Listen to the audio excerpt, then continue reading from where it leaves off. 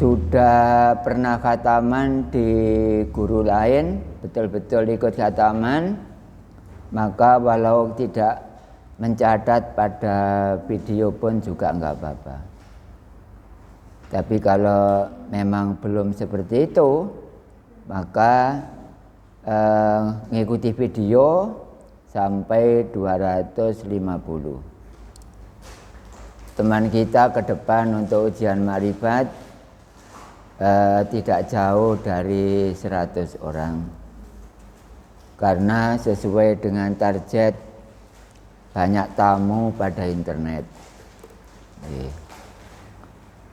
Untuk materi awal untuk jamaah YouTube, silakan Allah tidak gaib dilihat halaman 2. Ini bersama cabang 11 Kota Baru Diorjo, ngaji setengah bulan pada hari Jumat. Untuk mengikuti YouTube, saya tidak ada pilih kasih, pokoknya semuanya mengikuti 250. Yang 200 murni dari tauhid, yang 50 campur dengan fikih, yang kedua Allah tidak gaib, yang ketiga tafsir, yang keempat hikam. Itu yang 50. Yang 200 diperkirakan murni dari materi tauhid. Sebanyak 6 YouTuber pada lembaga kita, dan insya Allah sekarang sudah naik pada area internasional. Orang di luar sana melihat lembaga kita bisa tinggal mengetik aja. Oleh karena itu dengan naik pangkat seperti ini, karena kita ngajinya itu betul-betul mengangkat derajat ilmu tauhidnya Allah. Siapa yang mengangkat seperti itu, maka orangnya akan dibalas oleh Allah, diangkat derajatnya. 1 derajat pribadi, asalnya enggak tahu Allah menjadi tahu makrifat, kemudian fasilitas kita bertambah positif. Yang kalimat yang mana, Mas? Adapun apa nah kalau begitu? Oh, nah kalau begitu? Oh, la ilaha illallah. Untuk halaman 2 lihat kalimat tauhid, itu kalimat itu, bukan lafaz ya. Kalau lafaz itu Allah, itu lafaz. Akbar juga lafaz, tapi la ilaha illallah adalah kalimat. La ilaha illallah al-malikul haqqul mubin. La ilaha, tidak ada Tuhan, ora ana pangeran, illallah kecuali Allah, kejaba mung Allah. Al-maliku merajai, al-haqqu nyata, al-mubin jelas. Kalau jelas itu dibahasakan bahasa Jawa welo-welo. Jadi Allah itu jelas, terwelo, welo-welo. Lah kok enggak kelihatan secara umum? Memang hatinya belum ada ilmu. Sebenarnya orang itu kalau enggak ngaji tauhid, ya jumpa tiap hari sebenarnya. Tapi karena hatinya belum terpasang ilmu tauhid, maka Allah tiap hari berjumpa dengan dirinya enggak tahu. Nah, untuk seperti itu, ngaji bersama kami atau saya kebetulan pada malam hari ini cabang 11. Tujuan akhir berjumpa dengan Allah supaya tahu maknanya, artinya, isinya la ilaha illallah. Karena banyak orang membaca tapi tidak tahu isinya. La ilaha illallah, paling-paling membaca saja, tapi tidak tahu isinya la ilaha illallah. Yang penting itu isinya. Kita beli apa-apa itu kulit tetap ada, tapi isinya yang paling penting.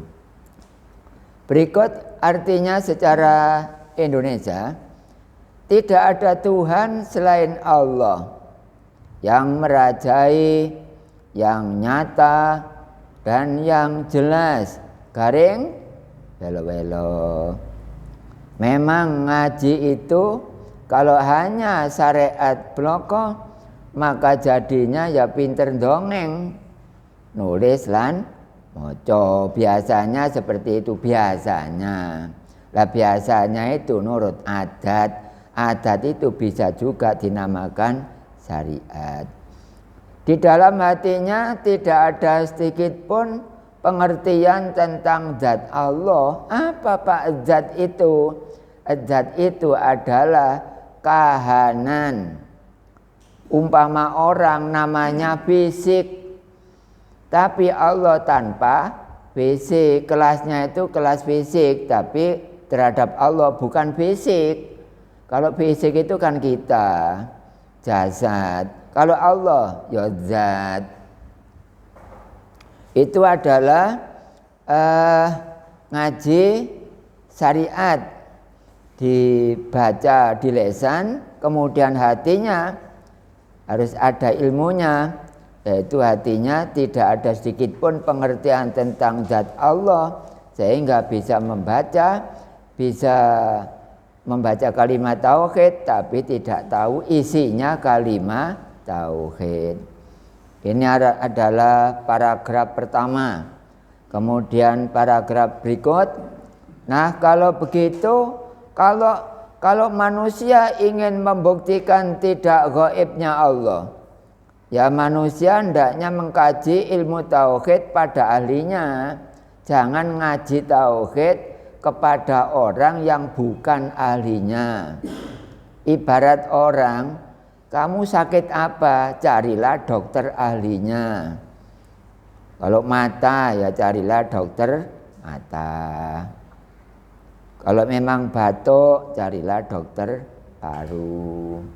Kalau kulitnya rusak gara-gara garuk-garuk, carilah dokter kulit.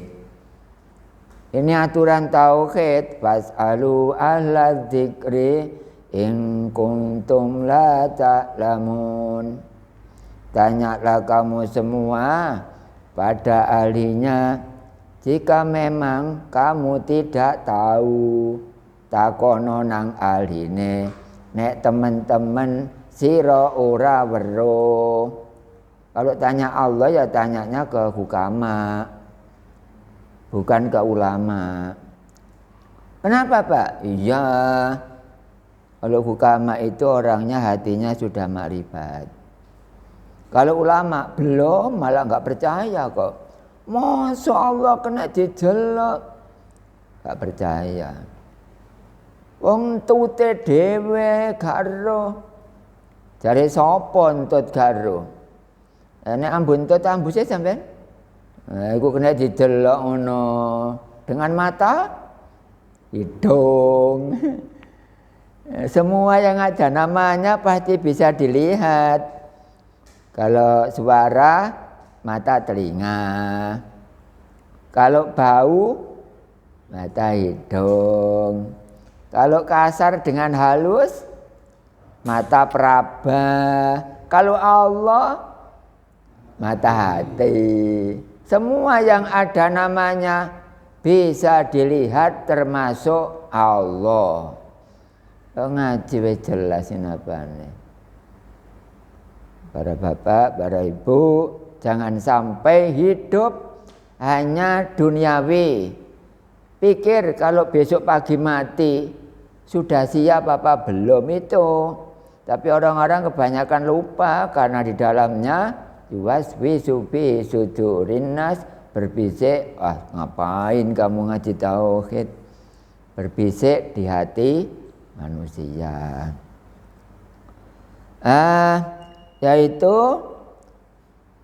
jangan tanya dan berguru kepada orang yang bukan ahlinya. Siapa Pak yang bukan ahlinya?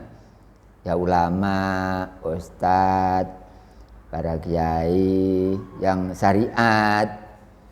Enggak percaya kalau Allah bisa dilihat.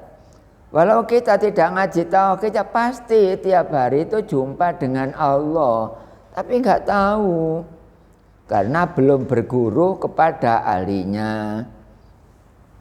Nah, seperti itu, karena di samping tidak tahu dan tidak bisa menyelesaikan masalah, malah menambah masalah. Akibat dari apa? Akibat dari tanya tentang Allah, tapi tanyanya kepada orang yang tidak tahu Allah, tidak bisa menyelesaikan masalah, malah justru menambah masalah. Memang syariat toh nggak pakai tauhid itu nambah masalah, nggak bisa menyelesaikan. Misalnya kita diiming-iming ketemu Allah atau berjumpa dengan Allah besok di akhirat itu enggak jumpa. Itu cuma orang mempertahankan pendapatnya saja supaya menang, karena dirinya itu sudah tahu sebenarnya kalau belum tentu jumpa di sana, tapi memfokuskan diri mengatakan seperti itu. Makanya ngaji itu supaya enggak ditipu oleh pembicaranya, ngajinya ya ngaji tauhid. Saya sendiri seandainya dulu nggak ngaji tauhid, ya saya terhadap Allah yang menipu terus. Allah ditipu. Manusia sama manusia ditipu gitu aja marah-marah kok kadang-kadang. Ya lihat aja perkara apa. Malah menambah masalah. Mengkaji ilmu tauhid itu hukumnya adalah fardu ain. Ain apa? Fardu kifayah. Kalau ada mayit itu fardu kifayah. Kalau thalabul ilmi fardu ain. Salat 5 waktu fardu ain. Puasa Ramadan fardu ain. Artinya setiap orang harus mengkaji sendiri-sendiri, tidak boleh wakil, tidak boleh titip. Yaitu fardu ain bagi mukallaf. Siapa mukallaf? Mukallaf itu orang yang sudah balik dan tidak stres, tidak gila.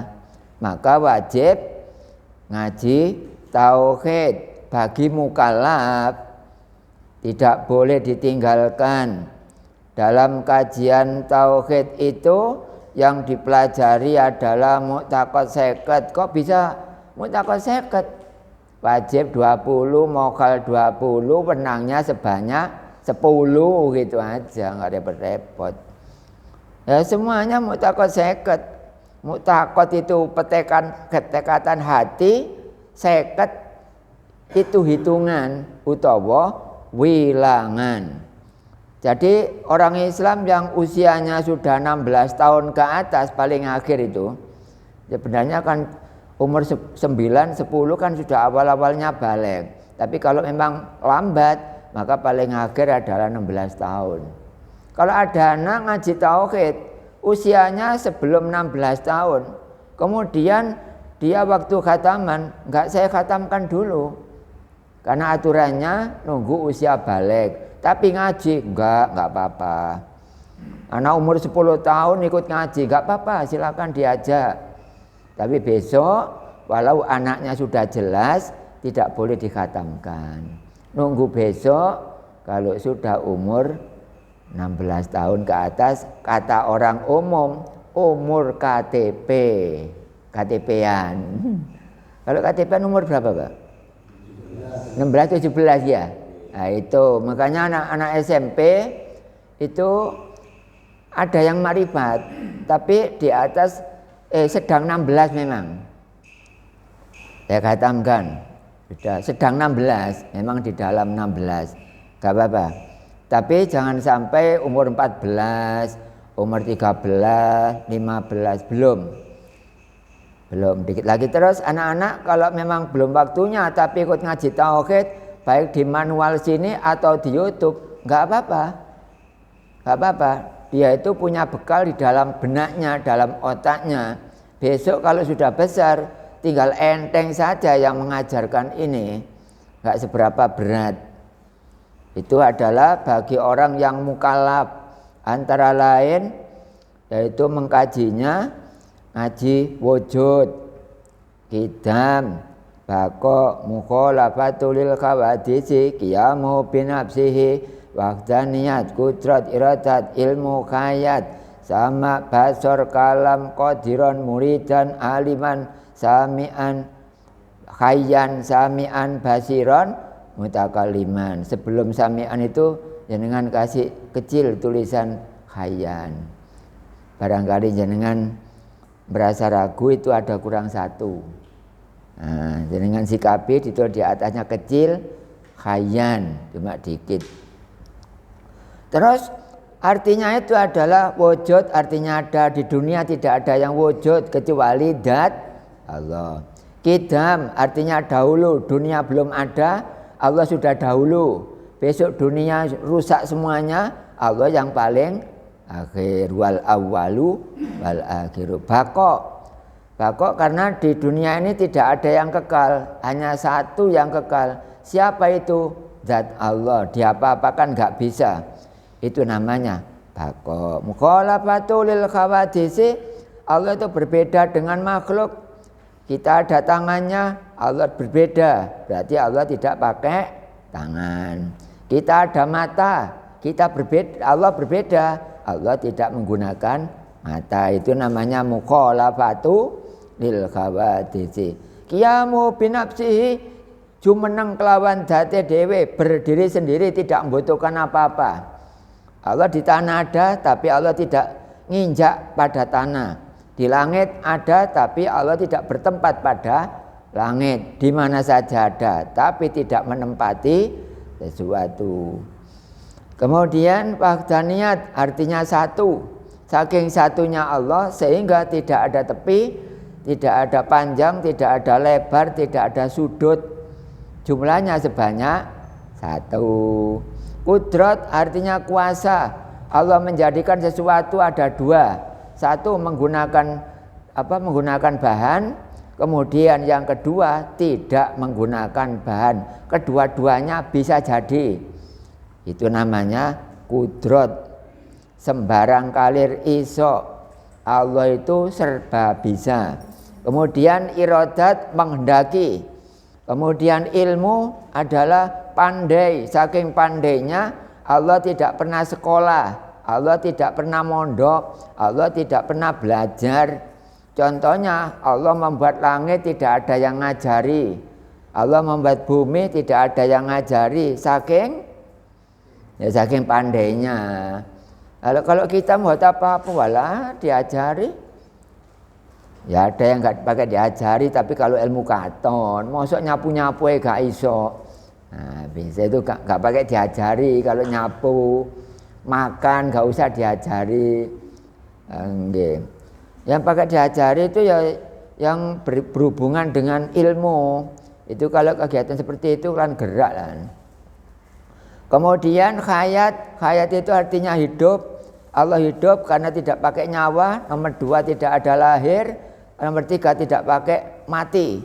Itu adalah khayat. Kalau kita ada lahir, ada nyawa, ada mati. Berarti kita itu bukan khayat tapi mautun. Artinya mati. Sama Allah mendengar, tapi Allah mendengar tidak pakai telinga. Justru Allah tidak menggunakan telinga. Jadi Allah itu enggak ada telinganya.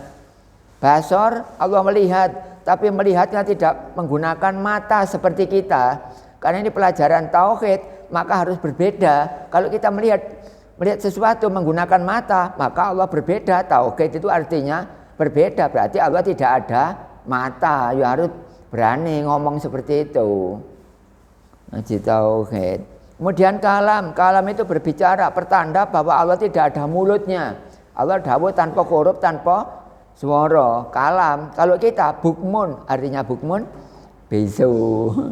Siapa menggunakan lesan pembicaraannya, maka derajatnya sama dengan bisu. Orang yang bisu. Ya kita itu semuanya. Lah kok saya bisa bicara? Iya, tapi kan syar'i. Lah hakikinya enggak bisa. Wong Allah yang menjadikan kita bicara akhirnya nanti pada terakhir kalam gandengan mutakaliman. Berikutnya adalah qadiron, menjadikan kita bisa berjalan, yang menyebabkan bisa Allah. Kita ngangkat apa-apa kuat, yang menjadikan kuat Allah. Kita bisa melihat sesuatu, yang menjadikan bisa Allah. Kemudian muridan, menjadikan kita berkehendak. Berkehendak itu di dalam hati kita bebas menghendaki sesuatu. Kadang-kadang kita pergi ke pasar sana, kemudian kadang-kadang tidur tanpa ada yang bicara seperti suara seperti ini, ternyata berangkat tidur, kemudian ke sawah, kemudian mengantarkan anaknya sekolah. Itu kan kehendak semuanya, Pak. Nah, kehendak secara syariat dari kita, kehendak secara hakikat adalah dari Adamnya kita. Apa Pak Adamnya kita? Ya zat. Kemudian aliman, Allah menjadikan kita pandai. Kenapa Allah menjadikan kita pandai? Karena kita itu bodoh. Makanya sifat 20 itu yang nomor 14 sampai pada nomor 20 itu langit bumi dan isinya belum ada. Maka sifat ini masih parkir, sifat ini masih diberhentikan oleh Allah, sifat ini masih disimpan oleh Allah. Nunggu hadirnya langit bumi dan isinya, baru sifat yang nomor 14 sampai 20 baru berfungsi seperti pada malam hari ini saya terangkan. Jadi aliman adalah menjadikan manusia pandai. Kenapa? Karena manusia itu bodoh. Nah, bodoh itu jahlun atau jahilan. Kemudian khayyan itu menjadikan kita hidup. Berarti kita hidup ini bukan dari makanan, melainkan adalah yang menghidupkan adalah Allah. Tapi syariatnya kita makan supaya hidup, benar itu syariat. Tapi hakikatnya adalah Allah. Berarti makanan tidak ada daya watak. Itu adalah yang termasuk sifat maknawiyah yang sebanyak 7 itu. Kemudian sami'an, artinya menjadikan kita mendengar. Berarti kita mendengar sesuatu itu bukan dari telinga, tapi dijadikan oleh Allah agar kita bisa mendengar. Ada telinganya apa enggak? Allah. Oh, enggak ada. Allah tidak ada telinganya. Kalau manusia pasti bertelinga. Jadi tandanya Allah yang beneran, Allah yang sungguhan, bahwa Allah tidak ada telinga, mata juga enggak ada, hidung tidak ada, peraba tidak ada. Seperti itu. Kalau ada kan sama dengan kita. Tauhid artinya lain atau mengesahkan diri kepada Allah. Kemudian basiron artinya menjadikan kita melihat. Kita bisa melihat sesuatu. Yang melihatkan adalah Allah. Kita bisa melihat lantai, yang bisa menjadikan melihat adalah Allah. Kalau ada manusia melihat kepada zat Allah, maka yang bisa menjadikan melihat kepada zat Allah ya Allah sendiri. Makanya orang makrifat, orang yang hatinya melihat kepada zat Allah tidak boleh dicemoohkan, tidak boleh dihujat, tidak boleh caci maki, karena yang menjadikan melihat adalah Allah. Orang itu kalau hatinya tidak ada tauhid seperti ini, ya sudah Pak, semuanya salah kabeh, salah semuanya. Sembahyang salah, sembahyangnya dilanggar, hatinya di sana-sana. Ya enggak apa-apa kalau kita makrifat kadang-kadang seperti itu. Iya, tapi kan hatinya tahu yang saya sembah bukan itu. Memang dunia ini kacau. Nah, kemudian mutakalliman menjadikan kita bisa berbicara seperti saya ini. Kenapa Pak Allah menjadikan saya supaya saya berbicara? Asalnya apa? Ya asalnya ya abkam atau bukmun, artinya adalah bisu. Demikian Bapak Ibu atau jamaah cabang 13 YouTube. Ini adalah materi awal pada halaman 2 dan juga berakhir pada halaman 2. Semoga ada guna, semoga ada manfaat.